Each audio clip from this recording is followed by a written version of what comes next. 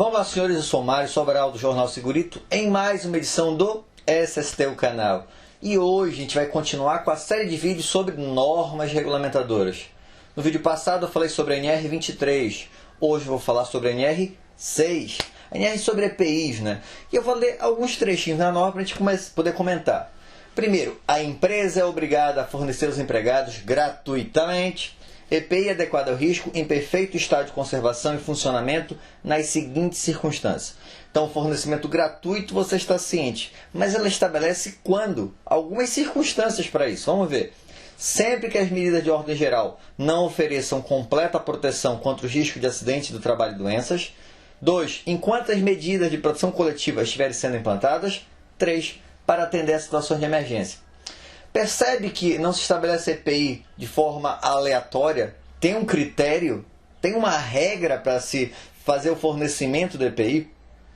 Então, enquanto eu tenho medidas que estão sendo implantadas e aí é necessário, como complemento dessas medidas do EPI, tudo bem. Só que na maioria das empresas o que é feito? EPI é a única medida a ser implantada. E por que é tão ruim assim colocar o EPI como primeiro critério? Por exemplo, eu não sei se você já teve a oportunidade de trabalhar com uma máscara facial, semifacial, o dia todo. Eu já tive um trabalho. Tive que fazer uma visita a uma empresa e aí eu passei o dia todo com a tal da máscara, 8 horas do dia. O que aconteceu? Eu utilizei porque eu não queria dar mau exemplo. Mas é algo extremamente desconfortável. E eu não sei, se eu tivesse que passar o resto do meu dia de trabalho utilizando uma máscara dessa, se eu conseguiria utilizar todos os dias durante o dia todo. Então há a possibilidade de falha, e este é o grande problema do EPI. Ah, professor, mas você deve ter utilizado uma máscara que não era tão confortável. Por mais confortável que seja o equipamento, entre utilizar e não utilizar, é mais confortável não utilizar. Então você pode pegar na NR9, na legislação do INSS, na OSA 18.000, sempre o critério de prioridade EPI está lá embaixo. É a última de todas. Na OSA 18.000 está até após sinalização. Por quê? Porque há uma possibilidade de falha. Ok? Continuando aqui, o outro item. Compete ao CERMIT, ouvida a CIPA e trabalhadores usuários, recomendar ao empregador EPI adequado ao risco existente em determinada atividade. Percebe aí, ó, compete ao CERMIT, a Segurança do Trabalho, ouvida a CIPA e os usuários. Não é que a gente vai definir o EPI e colocar, olha, o equipamento é esse, te vira aí. Não. Quem vai utilizar sou eu ou é ele? Nós vamos utilizar, mas parcialmente ele vai utilizar o dia todo. Eu preciso de uma validação deste usuário. Então chegou o equipamento, você vai deixar algumas amostras para alguns usuários, fazer um teste, fazer uma pesquisa em relação a esta utilização. Depois o resultado você vai apresentar na reunião da CIPA e vai ter um consenso. Fica até mais fácil do trabalhador querer utilizar, porque ele fez parte daquela avaliação como um todo. O que mais? Cabe ao empregador, então cabe à empresa quanto ao EPI, primeiro, adquirir o adequado ao risco de cada atividade. E isso depende da gente, né? Quem é que vai especificar o equipamento? A gente. Tem muita gente que reclama também do setor de compras. Ah, eu pedi lá um protetor auricular e ele comprou uma porcaria. Qual a função do setor de compras? Comprar o mais barato que existir na face da terra dentro da especificação que você deu. Se você deu uma especificação incompleta, paciência. Lógico, você não pode colocar a marca, mas você pode colocar uma especificação que para marcas inferiores não vai passar. Então, depende da gente essa especificação. 2. Exigir seu uso. Você sabe que não basta eu fornecer o equipamento. Eu tenho que conseguir fazer com que esse trabalhador utilize, fiscalizando, orientando e tudo mais. 3. Fornecer ao trabalhador somente o aprovado pelo órgão nacional competente em matéria de segurança do trabalho. Esse é o que é mais difundido, todo mundo sabe. Eu não posso entregar um EPI sem o CA, sem o certificado de aprovação. Ah, professor, mas tem um aqui igualzinho, só não tem CA, mas é a mesma. Não interessa. Por melhor que seja o equipamento, se ele não tem CA, ele não é validado.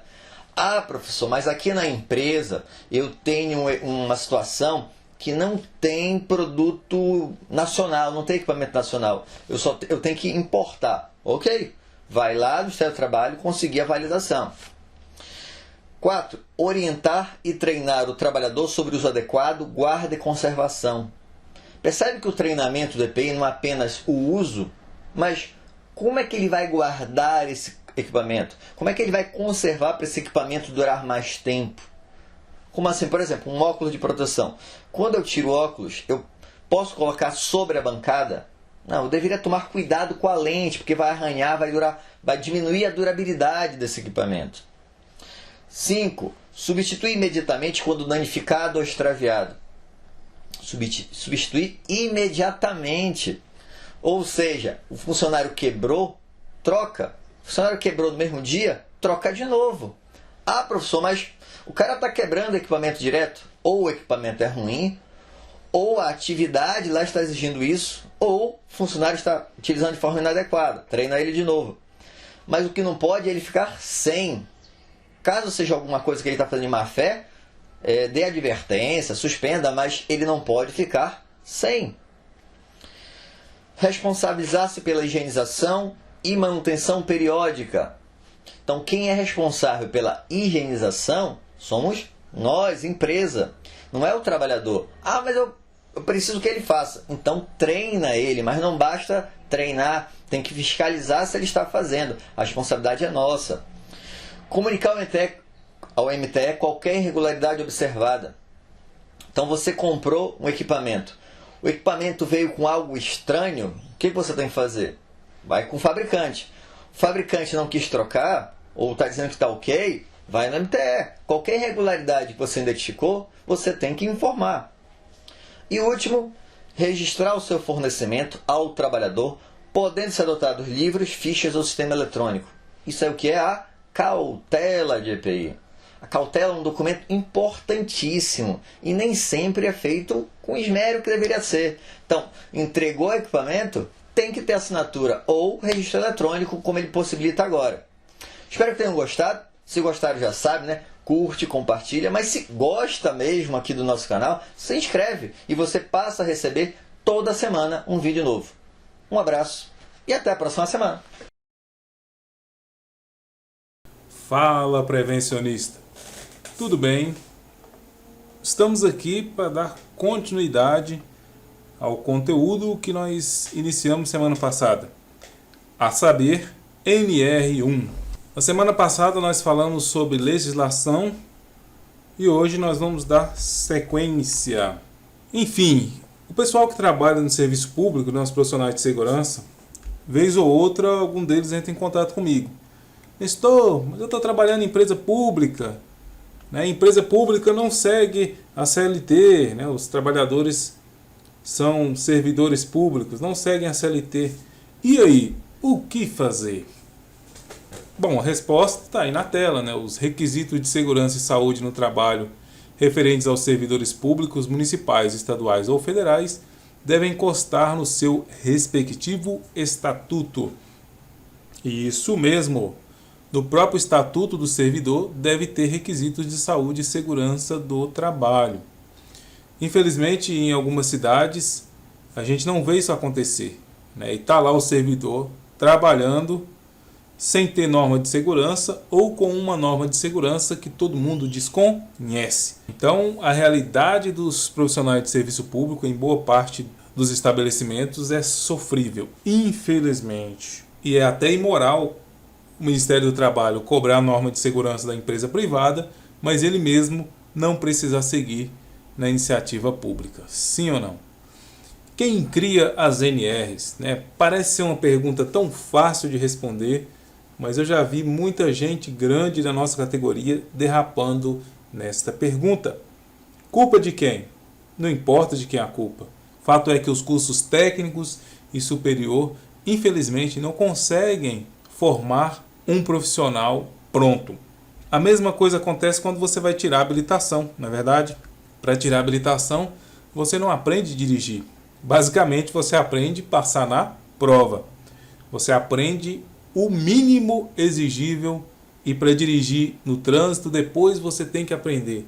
E nossos cursos é da mesma forma. A gente, infelizmente, não consegue sair de lá pronto. O curso dá uma noção rasa, inicial, superficial, do que é o dia a dia de trabalho. E depois o profissional tem que se aprofundar. E quando não se aprofunda, infelizmente, algum deles não sabem. Ou eles optam por se aprofundar em outras áreas do conhecimento, como higiene ocupacional, etc. Enfim, o modelo de criação de norma que o Brasil segue, ele vem por indicação da OIT, a Convenção 144 da OIT, do qual o Brasil é membro fundador. Lá a OIT cita o quê? Que as normas sejam criadas em comissões onde todos os lados possam participar. E então nasceu o processo de regulamentação das NRs brasileiras, que é fundamentado na comissão tripartite.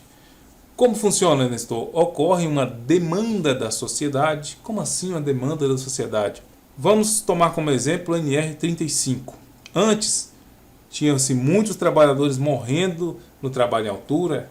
Claro, hoje ainda tem, né? Mas a norma veio justamente para diminuir os números, e já diminuiu um bocado, e vai continuar diminuindo se Deus quiser. Então, existia uma demanda da sociedade antes da NR35, que é proporcionar segurança no trabalho em altura. Ah, Nestor, mas antes da NR35 tinha 18, que já falava sobre segurança no trabalho em altura. Fato. Porém, a NR18 não aprofundava em tantos detalhes quanto a NR35 pôde fazer. E também a NR18 é só para etapas de construção e reforma. E, no entanto, no mercado de trabalho, nós temos várias atividades no trabalho em altura que não remetem à construção ou reforma. Por exemplo, o pessoal que faz limpeza na parte externa do prédio. Não é construção, mas mesmo assim eles estão em risco. Então, mesmo existindo na NR18 itens que falavam sobre segurança no trabalho em altura, nasceu a NR35. De quê? Uma demanda da sociedade. Viu-se que muitos trabalhadores estavam morrendo e que precisava de uma norma focada nas necessidades deles. E aí, nasce a demanda da sociedade, é criado um texto inicial, depois esse texto vai para a consulta pública, e aqui na consulta pública todo mundo pode participar, todo mundo mesmo, né? O técnico de segurança mais simples possível, o cipeiro mais simples, mais ingênuo, seja lá quem for o dono da empresa, todos podem contribuir, mandando a sua sugestão para o Ministério do Trabalho. Olha, acho que a norma podia ser assim. Olha, eu acho que esse texto dessa forma não está legal, podia fazer de outra forma. E então, essa é a consulta pública. Depois do prazo de consulta pública, ela volta para a comissão tripartite, eles dão lá uma aparada nas arestas, faz a norma ficar redondinha e, a partir daí, ela fica pronta para ser sancionada pelo presidente, e se sancionada for, ela é implementada, né? Ela é aprovada pelo presidente, é sancionada e vai ser implementada nas empresas. E aí existe um prazo de acompanhamento, existe um prazo para a empresa se adequar, e assim a norma, com o passar do tempo, né, ela vai se fixando. Foi o que ocorreu, por exemplo, na citada NR35. Lá tinha alguns prazos e com o passar do tempo, né, por exemplo, a partir de tal data as empresas Y vão ter que cumprir, a partir de tal data as empresas X vão ter que cumprir.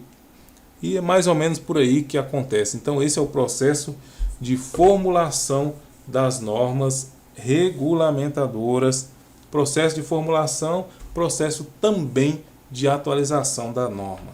Enfim, como sempre eu falo demais e a gente termina com normatização. Semana que vem vou prosseguir ainda na NR1 falando mais sobre a etapa da fiscalização. Se você gostou, curte aí, se inscreva em nosso canal e a gente se vê semana que vem, se Deus quiser. Tchau! Olá, eu sou o gestor do site de Segurança do Trabalho, M. Olá, eu sou Mário Sobral, do Jornal Segurito. E juntos estamos fazendo